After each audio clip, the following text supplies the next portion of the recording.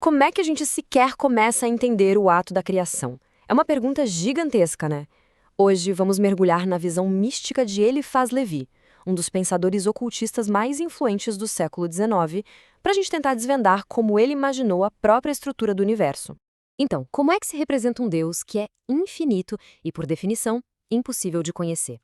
Para Levi, a resposta começa com um símbolo, o grande símbolo de Salomão. E ele basicamente encapsula a dualidade fundamental do divino, a luz e a sombra, aquilo que está em cima e o que está embaixo. Certo, esse é o nosso roteiro. A nossa jornada hoje vai nos levar do divino mais abstrato até o papel bem concreto da humanidade na história toda. A gente vai explorar a imagem do incognoscível, a dualidade divina, o agente da criação, o poder da vontade humana e, por fim, a ideia surpreendente do ato de se autocriar. Para começar, vamos direto ao problema central de Levi. Como é que é possível sequer pensar um Deus que, por definição, está além da nossa compreensão? Como a gente dá forma àquilo que não tem forma? Essa é a grande questão filosófica aqui. Como é que uma mente finita pode alcançar uma inteligência que é infinita? A resposta de Levin não está na lógica literal, não, mas sim no poder do simbolismo. Então, em vez de uma descrição literal, que seria impossível, os cabalistas que influenciaram o Levi usaram uma figura alegórica. Eles imaginaram uma cabeça divina, rosmica, para poder articular suas ideias sobre Deus e sobre a criação. E é aqui que a alegoria ganha profundidade. Cada parte dessa cabeça divina simboliza um aspecto da criação. Olha só. Os cabelos seriam os pensamentos de Deus se irradiando pelo cosmos. Os olhos, a inteligência que percebe tudo. E a barba, o verbo manifestado, a verdade que se expressa no universo. Essa alegoria toda nos leva direto para a dualidade central no sistema de Levi. As duas faces de Deus que são representadas lá naquele símbolo de Salomão que a gente viu no começo. A primeira face é a macroprosopeia. Pensa nela como a grande, a vasta, a incompreensivelmente criadora. É a fonte de todas as coisas, sabe? A face de luz, a causa primeira de tudo. A segunda face é a microprosopeia. E um ponto importante aqui, ela não é o oposto, não é o mal. É, na verdade, um reflexo, uma sombra. É o jeito como o infinito é percebido dentro do nosso mundo finito, a forma como a luz se manifesta na matéria. E aqui está o ponto crucial. Não se trata de dois deuses, mas de duas perspectivas da mesma realidade. É a causa e o efeito, a ideia e a forma. Um é a luz pura, o outro é como essa luz se projeta e acaba criando sombras no nosso mundo. O próprio Levi resume isso de um jeito perfeito. Ele diz: são os dois lados de uma imagem.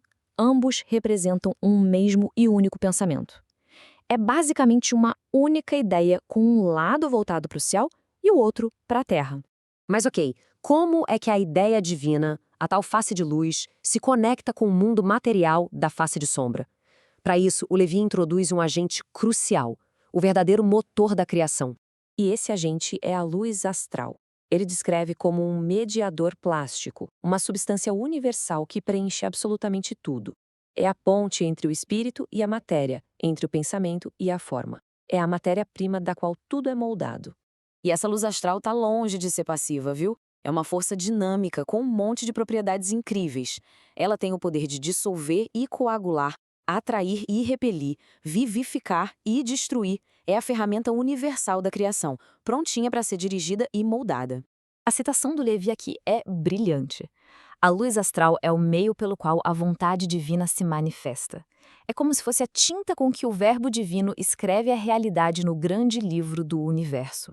Agora vamos sair do cósmico e ir para o humano, para ver como a gente se encaixa nesse quadro criativo. E é aqui que a filosofia de Levi se torna profundamente pessoal e poderosa. E esse é o princípio fundamental. A consciência humana, através da vontade, não é uma mera espectadora do universo. Ela tem o poder de agir diretamente sobre essa força criativa universal, a luz astral.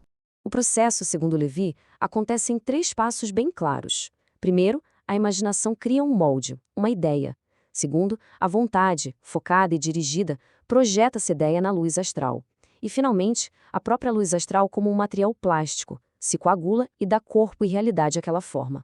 E essa citação ilustra o poder supremo que o Levi atribui à mente humana. Uma imaginação focada, quando se une à razão, não é só fantasia, é genialidade. É a capacidade de adaptar o próprio poder criador divino, só que na nossa escala.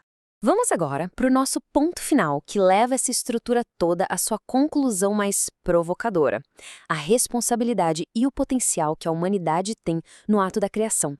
Para o Levi, a gente não é só observador passivo do universo. Ao compreender e aprender a dirigir as leis universais e a luz astral, nós nos tornamos co-criadores conscientes, lado a lado com o divino.